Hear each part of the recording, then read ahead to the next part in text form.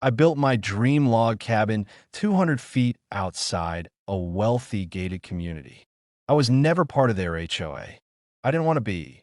But Karen, their self-proclaimed president, decided my rustic eyesore didn't fit her perfect neighborhood vibe. She sued me for violating her HOA rules, even though I wasn't in it. But she didn't know who she was messing with. I wasn't just some off-grid cabin guy. I was a real estate attorney, and I ended her HOA in one afternoon. The cabin and the Queen Bee moved for peace, not paperwork. I'm Tom Miller. 3 years ago, after leaving a 20-year corporate legal career, I bought 7-acre soft woodland on the edge of Oak Grove Trails, a wealthy suburban community run by an overreaching HOA that I wasn't in Oak Grove Trails. I was next to it. No gates, no shared services.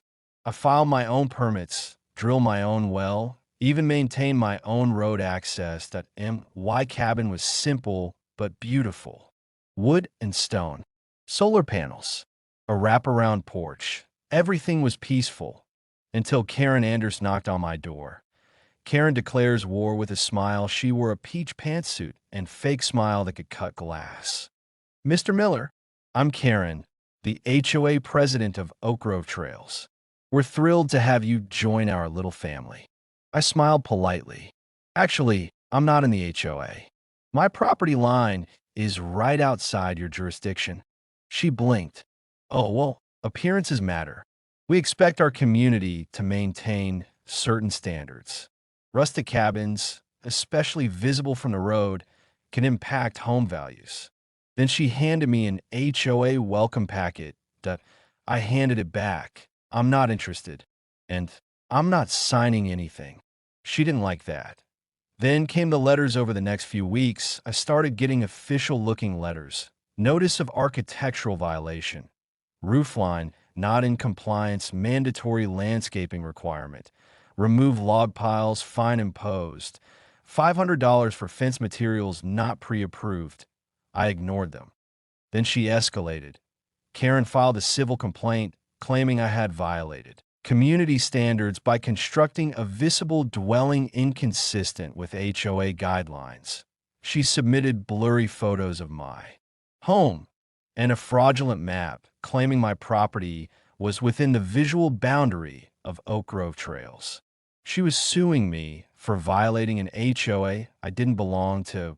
Big mistake. My favorite coffee mug says, I sue HOAs for sport. You see, I wasn't just a retiree with a love for quiet mornings and axe splitting. I was a real estate attorney for 20 years, and HOA overreach? That was my specialty. That I pulled every deed, every plat map, every survey. I had property tax receipts dating back to the original land grant. Karen had nothing, not even accurate boundaries that I filed a countersuit for.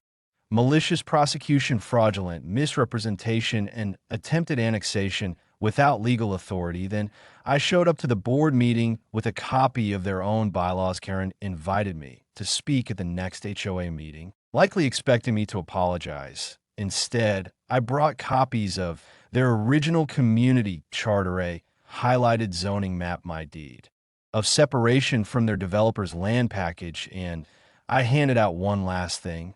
A petition already signed by 41% of the residents to dissolve the HOA entirely. Turns out, Karen had harassed more than just me. One guy got fined for a grill on his back patio. Another woman got warned for her wind chimes. Everyone had a story. The lawsuit that backfired so hard. Her HOA ceased to exist. Karen walked into court with a fake map. I brought the county surveyor. The court date arrived. Karen strutted into the county courthouse with a leather binder and a stack of laminated evidence, including a falsified neighborhood boundary map. She likely photoshopped herself. She claimed that my property, while technically outside, fell within the visual perimeter of Oak Grove Trails and therefore influenced property values negatively. Her argument: the HOA retains the right to expand jurisdiction when property aesthetics conflict with neighborhood expectations. The judge blinked. Is that in your bylaws? She nodded confidently. Then I stood. Your Honor, I'd like to enter exhibit a statement from the county surveyor himself. The surveyor nuked her entire argument in 3 sentences. The judge read the document aloud. Mr. Miller's property lies entirely outside the Oak Grove Trails HOA, with no shared easements, infrastructure, or community interest. The HOA holds no legal jurisdiction over adjoining properties. Any claim of visual jurisdiction is baseless. Karen's jaw twitched. She whispered something to her lawyer, who looked like he wanted tommeled through the floor, that I wasn't done. Your Honor, I'd also like to submit proof that Ms. Anders filed a fraudulent civil complaint using knowingly altered maps and has repeatedly issued fines to other non-HOA properties over the past year. The judge looked right at her and said, "You're finished." The courtroom went silent. Karen tried to object, but the judge cut her off. Ms. Anders, your actions border on harassment and misuse of authority. Your HOA has no claim here, and frankly, your leadership appears to be an ongoing source of community disruption. He dismissed her case with prejudice, meaning she couldn't file again. That he also recommended that the county review Oak Grove Trails HOA charter for possible revocation due to multiple misuses of power. Karen sat down hard that I could see her hands shaking. HOA implosion. One vote at a time back in Oak Grove Trails, word spread like wildfire. Within a week, nearly 70% of residents had signed the petition. I started to dissolve the HOA entirely. Some people wanted a simpler version of community living. Others just wanted Karen gone forever. Turns out, Karen had fined a teenager for playing basketball in the driveway, sent a cease and desist to a woman who installed solar panels, reported a veteran for flying an American flag too large. With a majority vote, the HOA board was dissolved permanently. The remaining budget was returned to homeowners. Karen, she sold her house in cash. Quietly, embarrassed. Epilogue. Peace, coffee, and no more clipboards. It's been 6 months. That MY cabin still stands.